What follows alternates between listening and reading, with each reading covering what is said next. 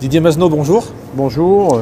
Vous avez eu l'idée originale, une idée ludique, une idée amusante, l'idée de parler de Saint-Étienne et vous avez décidé de créer ça en BD.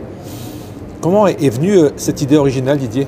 Je me présente, moi je m'appelle Didier Masneau, je suis originaire de la région stéphanoise et j'ai quitté la région il y a 35 ans, je suis varois d'adoption. Alors mon milieu il est très loin de la bande dessinée, je suis dans le milieu vinicole, je suis consultant en ingénierie vinicole et je voulais toujours faire quelque chose de positif pour la région. Et automatiquement la BD est venue naturellement parce qu'elle est très familière, elle peut rentrer très facilement dans les foyers. C'est de là qu'est venue l'idée tout simplement. Est-ce qu'à la base c'est l'envie de se faire plaisir, l'envie de se faire connaître, ou alors l'envie de faire connaître Saint-Étienne à votre entourage, un peu à votre milieu, aux gens autour de vous? La première chose, c'est envie de faire plaisir.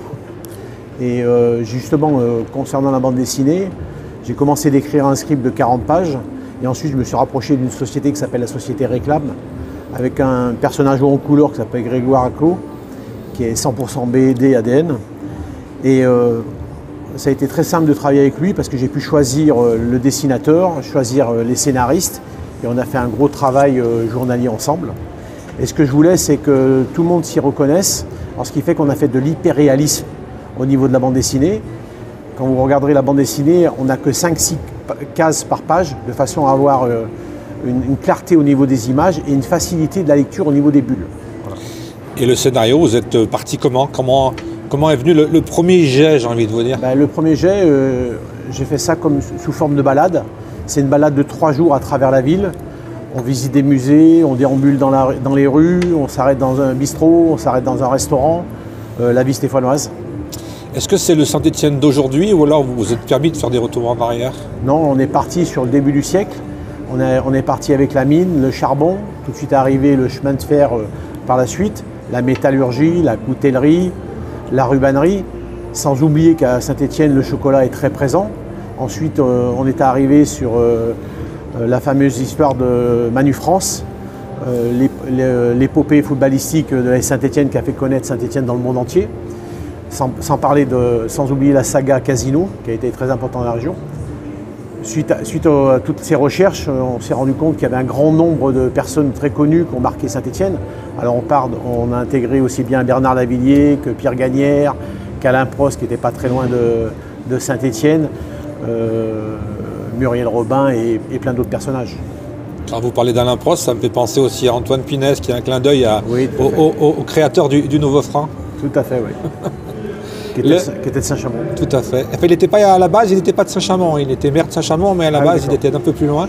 À qui ça s'adresse finalement? C'est à la jeunesse qui va découvrir Saint-Étienne autrement avec la BD, ou alors c'est aussi bien ma grand-mère, mon père qui peut lire cette BD?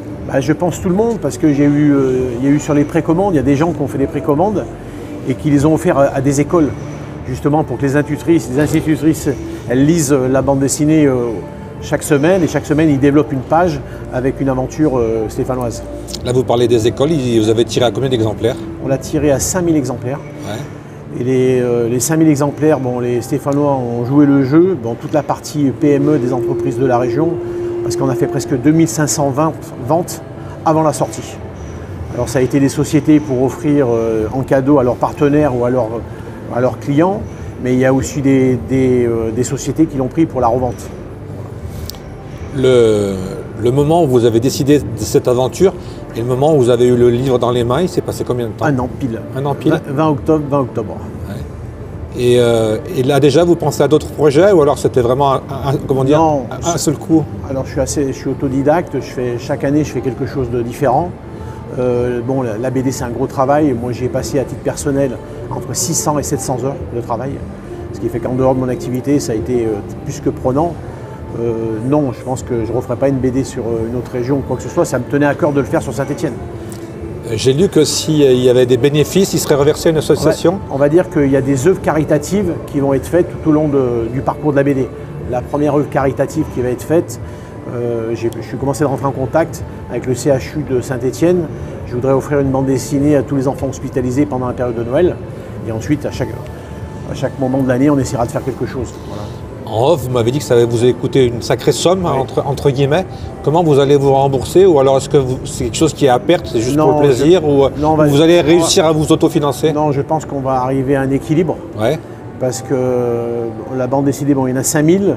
Comme 2500 ont été vendus, automatiquement on pense que les 2500 autres vont être vendus parce que quand elle est présentée une fois, quelqu'un la rachète. Et puis c'est le cadeau idéal pour les fêtes de fin d'année. Elle coûte 20 €, mais vous faites un cadeau de 20 € à une famille, c'est toute la famille qui va la lire. Ah oui, je pense que ça va se transmettre en plus. Transmettre, et une BD, on la regarde, on la lit, on se la prête, on la re-regarde, mais c'est quelque chose qu'on garde.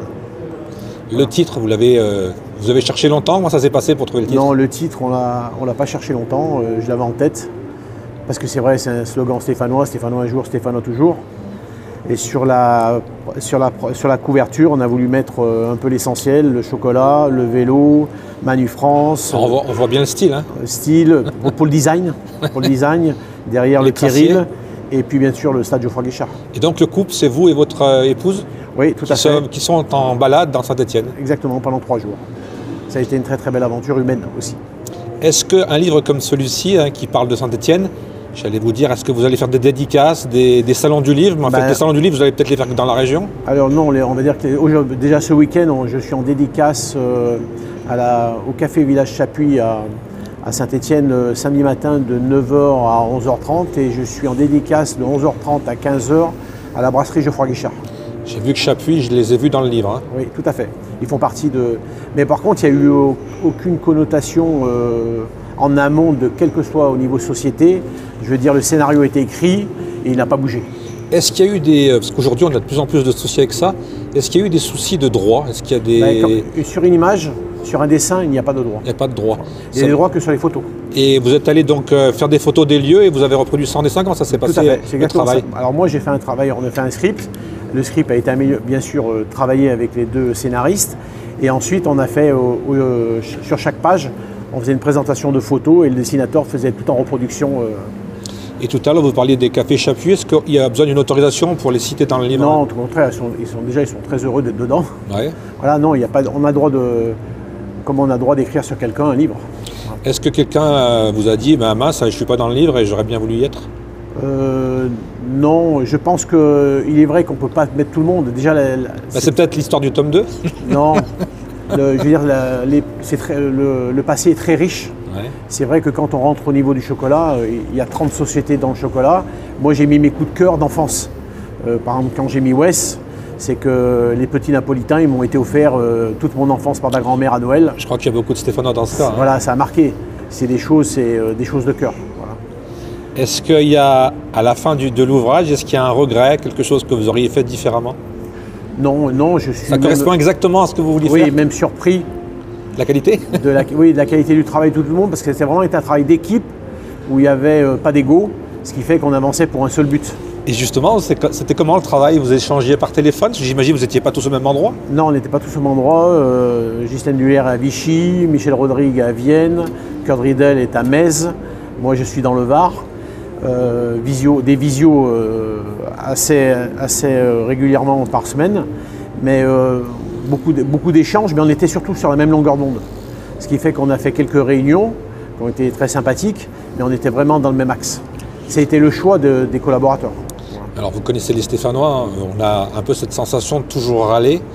Nous, on y est tout le temps, on râle tout le temps. Vous qui avez un regard un peu, vous êtes parti, vous avez un regard extérieur. Est-ce que le Saint-Étienne que vous avez connu enfant et le Saint-Étienne que vous voyez aujourd'hui, est-ce qu'il est le même? Est-ce que le changement, ça vous gêne?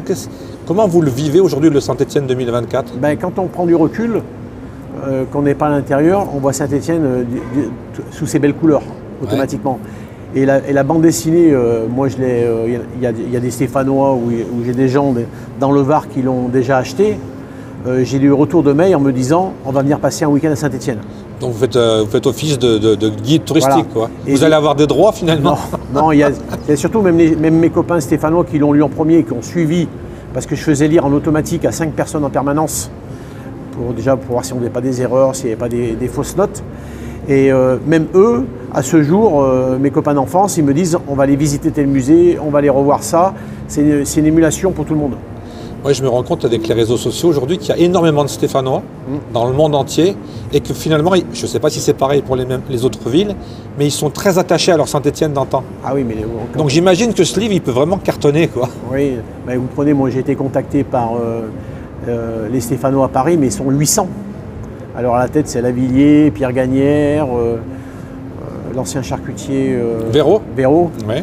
de Saint-Étienne, mais il y a les Stéphanois girondins, il y a les Stéphanois suisses. Ah, mais il y en a dans le monde entier, j'ai l'impression. Mais j'ai reçu des mails de toute la Terre.